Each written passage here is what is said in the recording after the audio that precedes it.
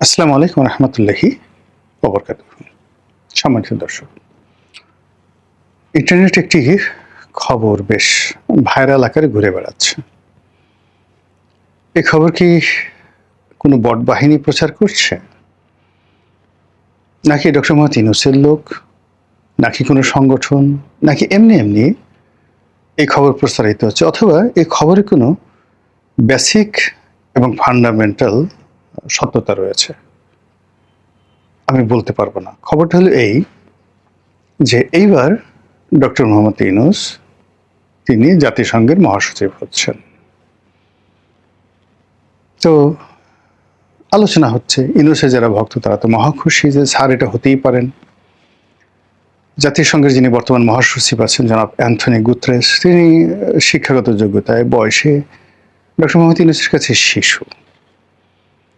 এছাড়া ডক্টর মোহাম্মদ ইউনূসের আস্থাভাজন, করুণাভাজন, তার শিষ্য, তিনি যাকে নিয়োগ দিয়েছেন সেই ব্যক্তি এখন জাতিসংঘের সবচেয়ে আনুষ্ঠানিক সেলিব্রিটি যে পোর্টফোলিও রয়েছে, মানে দৃশ্যত যেমন জাতীয় সংঘের সবচেয়ে ইফেক্টিভ এবং পাওয়ারফুল সংস্থা হলো নিরাপত্তা পরিষদ। সেটির 5 জন স্থায়ী সদস্য আছে, আপনারা সবাই জানেন, এবং সেখানে নিরাপত্তা পরিষদের যারা সদস্য, ওই নিরাপত্তা পরিষদের যিনি চেয়ারম্যান থাকেন, কার্যকরী কমিটির যারা সদস্য থাকেন, তারা অত্যন্ত শক্তিশালী। কিন্তু আমরা যেটা দেখি সেটি হলো জাতিসংঘের সাধারণ পরিষদের বার্ষিক অধিবেশন, জেনারেল অ্যাসেম্বলি, যেখানে সবাই যান।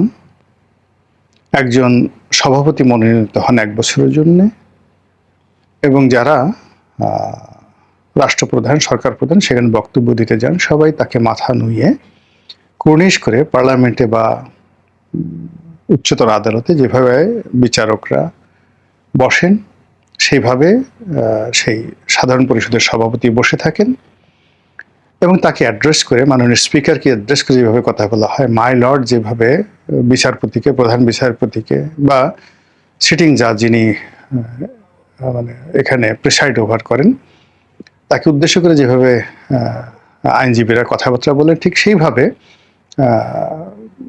তাকে সম্বোধন করতে হয়। তো সেই দিক থেকে যেটা হচ্ছে যে ডক্টর মোহাম্মদ ইউনূসের যিনি স্নেহভাজন জনাব খলিলুর রহমান, বাংলাদেশের পররাষ্ট্রমন্ত্রী, তো বাংলাদেশের পররাষ্ট্রমন্ত্রী জনাব খলিলুর রহমান অনেক যোগ্যতম ব্যক্তি, কিন্তু আমরা তাকে চিনতাম না, আমরা তাকে জানতাম না। আমরা তাকে জেনেছি ডক্টর মোহাম্মদ ইউনূসের কল্যাণে। আর তাকে যতটুকু পরিচয় করিয়ে দিয়েছেন তার গুরুত্ব এবং তার বিশালত্ব সম্পর্কে, সেটা হলো প্যারিস থেকে পিনাকি ভট্টাচার্য। তো সেই ক্ষেত্রে সেই খলিলুর রহমান সাহেব যদি জাতিসংঘের সাধারণ পরিষদের সভাপতি হতে পারেন, তাহলে ডক্টর মোহাম্মদ ইউনূসের জন্য জাতিসংঘের মহাসচিব হয় এটা তো কোনো ব্যাপারই না। এটা ডিমও না, ডিম ভর্তাও না, আলু ভর্তাও না। এটা উনি চাইলেই হতে পারেন, এটা ওনার যারা লোকজন তারা বিশ্বাস করে। এবং উনি যাদেরকে তৈরি করেছেন ওনার চারিপাশে, এটা এক ধরনের ইংরেজিতে একটি শব্দ আছে, সেডাকশন, মানে সবাইকে মোহবিষ্ট করে, মোহগ্রস্ত করে তুমি কেমন করে গান করো হে গুণী। আমরা যেভাবে গুরুদেব বানাই, আমরা যেভাবে পীর বানাই, আমরা যেভাবে মাজারকে পুজো করি, আমরা যেভাবে তাল গাছকে পুজো করি, বট গাছকে পুজো করি, বা আরো অনেক দেবালয়কে কেন্দ্র করে আমরা অনেক কিছুই করি, তদ্রূপ কিছু মানুষ আছে যারা এই দুনিয়াতে একটা মোহ তৈরি করতে পারে, সেটা যেভাবেই হোক না কেন, এ যুগে আছে, আদি যুগে ছিল।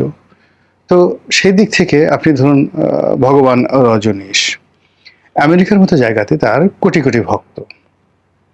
আবার স্বামী বিবেকানন্দ, সারা দুনিয়াতে তার কোটি কোটি ভক্ত ছিল। তো সেই দিক থেকে ডক্টর মোহাম্মদ ইউনূস তিনিও একটা মোহমুগ্ধ আন্তর্জাতিক ভক্তকুল তৈরি করেছেন,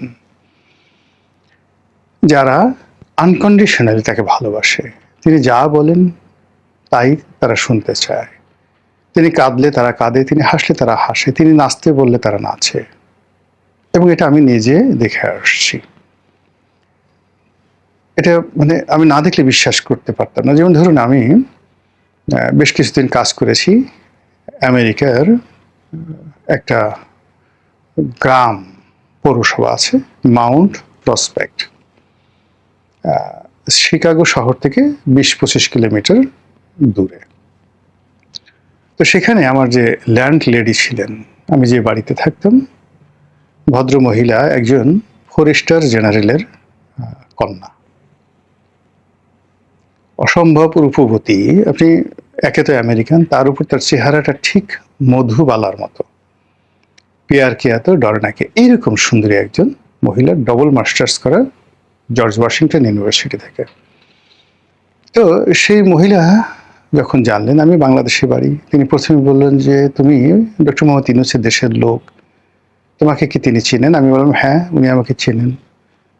মানে এই কথা বলার সঙ্গে সঙ্গে ভদ্রমহিলা আমার মানে কি বলবো, আমার মানে ওইখানে মূল্যই বেড়ে গেল। তারপরে বললো যে আমার খুব জীবনের একটা শখ তার সঙ্গে একটু দেখা করানো, তার সাথে একটু কথা বলা। আমি বললাম যে ঠিক আছে, তুমি এক কাজ করো, বাংলাদেশে আসো, আমি যখন বাংলাদেশে যাবো আমি তোমার সঙ্গে তার মিটিং করে দেবো। এবং মানে এমন একটা ব্যাপার যে বিশ্বাস করেন, সে মনে হলো যেন আকাশের চাঁদ হাতে পেয়েছে। এই হলো আন্তর্জাতিক অঙ্গনে, আমরা এখানে তাকে যতই গালাগালি করি না কেন, আন্তর্জাতিক অঙ্গনে তার এইরকম ভক্তকুল রয়েছে।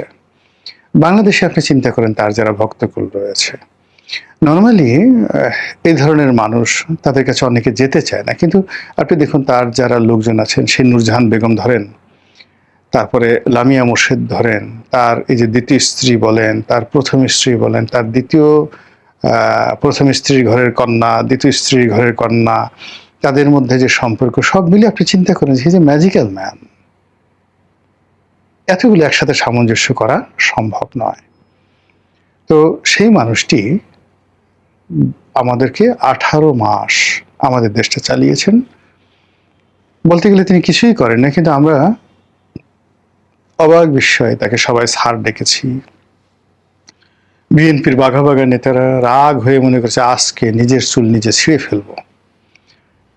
তো যারা যখন ফাইনালি চিন্তা করলো যে আমাদের চুল, আমরা ডক্টর মোহাম্মদ ইউনূসের সাথে কিছুই করতে পারবো না, আমাদের চুল আমরা আজকে ছিঁড়ে ফেলবো, যেই না রাগ হয়ে যমুনাতে গেল, যমুনার গেট পার হওয়ার সঙ্গে সঙ্গে তাদের মুখে হাসি চলে আসলো। কোনো কামরূপ কামাখ্যার জাদুকরের পক্ষে এই মোহ তৈরি করা সম্ভব নয়। এটাকে ইংরেজিতে বলা হয় সেডাকশন। তো কাজেই তার যে আন্তর্জাতিক অঙ্গনে এই সেডাকশনের মাধ্যমে যে বিশাল একটা ভক্ত শ্রেণী তিনি তৈরি করেছেন, কিংবা ধরুন এই যে 18 মাসের যে ক্ষমতা, এই ক্ষমতাকালীন সময়ে কিন্তু তিনি অনেক লোকে তার ভক্ত বানিয়েছেন, মুরিদ বানিয়েছেন। বিশেষ করে জামাত তো ডক্টর মোহাম্মদ ইউনূসের জন্য জান দেবে। প্রতিটা নেতাকর্মী সারের জন্য সবকিছু তারা করতে পারে। তাদের আমেরিকাতে সংগঠন আছে, ইউরোপে তাদের সংগঠন আছে। তো সব মিলিয়ে এই মানুষটি যদি অলনে ছাড়েন, হঠাৎ করে আপনি দেখেন মানে জাতিসংঘের মহাসচিব হয়ে গেছে, আশ্চর্য হওয়ার কিছু নেই। এটি বললাম ইতিবাচক দিক। এবং এটা আমি বললাম এই কারণে যে এই মানুষের পক্ষে সবকিছু করা সম্ভব, তার পক্ষে সবকিছু করা সম্ভব, যেভাবে শেখ হাসিনার পক্ষে সবকিছু করা সম্ভব ছিল। শেখ হাসিনাকে নিয়ে দুটো উদাহরণ দিলে আপনি বুঝতে পারবেন যে তিনি যাদেরকে মুগ্ধ করেছিলেন, তারা তার সম্পর্কে কি ধারণা পোষণ করতেন। তো নামেই বলি, মানে যাতে আপনাদের গল্পগুলো মজা লাগে। একবার ডক্টর মুনতাসির মামুন, তার সঙ্গে আমার একটা টেলিভিশন টক শো ছিল এটিএন নিউজে। উনি হাসছেন, একা একা হাসছেন। তাই বললাম স্যার কেন হাসছেন? তো বললো যে রনি, একটা জিনিস মনে করে আমি হাসছি। সেদিন সম্ভবত পাকিস্তানের সঙ্গে বাংলাদেশে খেলা হচ্ছিল, ক্রিকেট খেলা। তো সকালবেলা মুনতাসির মামুন সাহেব যখন গেলেন, খেলা তখন শুরু হয়নি। তো এখন শেখ হাসিনা বললেন যে আপনি কোন দলে? তো উনি বললো যে আমি তো পাকিস্তানের সাপোর্টার। মুনতাসির মামুন তো বললো পাকিস্তানের সাপোর্টার, আপনি তো আজকে ফেল করবেন, আজকে বাংলাদেশ জিতবে। তো মুনতাসির মামুন বললো যে ম্যাডাম বা আপা, এটা কি করে সম্ভব? এটা তো একেবারে হবার নয়। বলা যে এটা সম্ভব, বলে কিভাবে? বলে আমি স্বয়ং গ্যালারিতে থাকবো, আমাকে দেখলে আমার প্লেয়াররা এত খুশি হয়ে যাবে এবং আমি গ্যালারিতে থাকা মানেই বাংলাদেশ দল জয়লাভ করবে। সালটা আমার মনে নেই। আমরা যখন টক শোতে গেলাম তার আধা ঘন্টা বা 15 মিনিট আগে ওই খেলাটার ফলাফল ঘোষিত হলো এবং বাংলাদেশ সেদিন পাকিস্তানকে পরাজিত করে জিতে গেল। ওই দৃশ্য দেখে মুনতাসির মামুন রীতিমতো টাসকি খেয়ে গেলেন যে হাউ ইট ইজ পসিবল, এতটা প্রফেসি থাকে কি করে একটা মানুষের, এতটা অলৌকিক ক্ষমতা থাকে কি করে। এই গেল একটা। 2 নম্বরে হলো যে আমাদের ধীরেন্দ্রনাথ শম্ভু বরগুনার এমপি, খুব ভালো সম্পর্ক, বন্ধুর মতো সম্পর্ক। তা আমি এমপি না, 2021 সনের দিকে সামহাউ জেলা রাজনীতি সে ফ্রাস্ট্রেটেড। তা আমাকে দিন বলতেছিল যে রনি ভবিষ্যতে দেখতেছি না, তোমারও নাই আমারও নাই। আমি বললাম যে কেন? দিন যত যাচ্ছে শেখ হাসিনার ক্ষমতা বাড়ছে, বুদ্ধি বাড়ছে, চেহারা বাড়তেছে, শক্তি বাড়তেছে, কোনো কিছুতে তো ঘাটতি লক্ষ্য করতেছি না। গেল এটা ধীরেন্দ্রনাথ শম্ভুর কথা। এবার আসেন ঢাকা বিশ্ববিদ্যালয়ের 2 জন মানে ভাইস চ্যান্সেলর একটা অনুষ্ঠানে আমি ছিলাম। আমার পাশে এই যে বিখ্যাত ভাইস চ্যান্সেলর যিনি মানে যাকে সমালোচিত হয়েছেন চা সমোসা সিঙ্গারা এই নামে, তো তিনি আমার পাশে বসছেন। আর একটু দূরে তিনি বসছেন হলো ডক্টর আরিফিন সিদ্দিকী সাহেব। তো ডক্টর আরিফিন সিদ্দিকী সাহেবের সঙ্গে আমার ব্যক্তিগত সম্পর্ক দীর্ঘদিনের, কিন্তু ওই যে বর্তমান যিনি ভাইস চ্যান্সেলর ছিলেন সেই সময়টাতে তার সঙ্গে আমার ব্যক্তিগত পরিচয় ছিল না, কিন্তু আমার ছোট ভাই ডাইরেক্ট টিচার তিনি, আর তার ছেলে এবং আমার ছেলে ঢাকা কলেজে একসঙ্গে পড়তো। তো তিনি আমার সঙ্গে খুব ভাব জমালেন, কথা বললেন যে রনি ভাই, আপনার ভাই আমার ডিপার্টমেন্টের ছাত্র, ইতিহাসের ছাত্র বা ইসলামের ইতিহাসের ছাত্র, আমি আপনার ছেলে আমার ছেলে একসাথে পড়তো, আমি আপনার খুব ভক্ত, খুব ইত্যাদি ইত্যাদি কথাবার্তা বলছে। আমি দুষ্টুমি করে বললাম যে আপনি আমার সাথে এত আন্তরিকতা নিয়ে কথা বলছেন, আমি তো এখন আর মানে যাকে বলে আওয়ামী লীগে নেই, আমি তখন বিএনপিতে। তো ওই যে আরিফিন সিদ্দিকী সাহেব তিনি যদি দেখেন আর গিয়ে নেত্রীকে বলে দেন যে আপনার ভাইস চ্যান্সেলর গোলাম মোল্লা রনির সাথে এভাবে গলাগলি করতেছে। তো উনি আমার এই কথাটা শুনে ভয় পেয়ে গেলেন, বললেন যে আপনি ঠিকই বলেছেন রনি ভাই, আরিফিন সিদ্দিকের পক্ষে এটা সম্ভব, হি ক্যান ডু এভরিথিং। আর আরিফিন সিদ্দিকী যদি এই কথা বলে তাহলে শেখ হাসিনা বিশ্বাস করবেন তার পক্ষে সবকিছু করা সম্ভব। তো এই যদি হয় শেখ হাসিনার সম্পর্কে তার আশেপাশের লোকজনের বক্তব্য, একেবারে 3টি প্র্যাকটিক্যাল, আপনারা মানে এদের সঙ্গে চেক করতে পারেন, তারা সবাই জীবিত আছেন। তো সেক্ষেত্রে ডক্টর মোহাম্মদ ইউনূস সম্পর্ক তার যারা লোকজন আছে একই চিন্তা করে, তার পক্ষে সবকিছু সম্ভব। এটা হলো ইতিবাচক। আর নেতিবাচক হলো যে he needs some breathing time. সারা বাংলাদেশ তার বিরুদ্ধে মিছিল করতে চাচ্ছে, মিছিল করতে চাচ্ছে, তাকে ধরতে চাচ্ছে, ঢিল মারতে চাচ্ছে, মামলা দিতে চাচ্ছে, মোকদ্দমা দিতে চাচ্ছে, বাপ মা তুলে গালাগালি করতে চাচ্ছে, কিন্তু কার্যত এই মুহূর্তে তার হাতে কোনো অস্ত্র নেই, তার কার্যত কোনো ক্ষমতা নেই, তার কোনো ন্যারেটিভ তৈরি করার মতো কোনো অবস্থা নেই, কোনো মিডিয়া দেশি বিদেশি কেউ তাকে নিয়ে মাতামাতি করছে না। তার একটা ফেসবুক পেজ আছে, সেখান থেকে মাঝে মধ্যে সে বিবৃতি দিচ্ছে, ইউনূস সেন্টারের পক্ষে বিবৃতি দিচ্ছে, তাও মানে এটার কতটা লাইক হলো এটা যেন মানুষ দেখতে না পারে, এই জন্য ওটা অফ করে রাখা হয়েছে।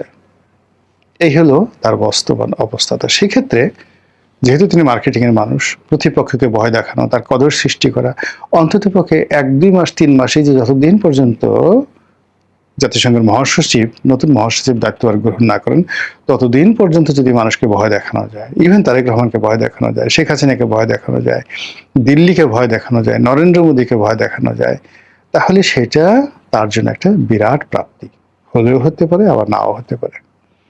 মহান আল্লাহ আমাদের সবাইকে হেদায়েত দান করুন এবং হেফাজত করুন। আসসালামু আলাইকুম ওয়া রাহমাতুল্লাহি ওয়া বারাকাতুহু।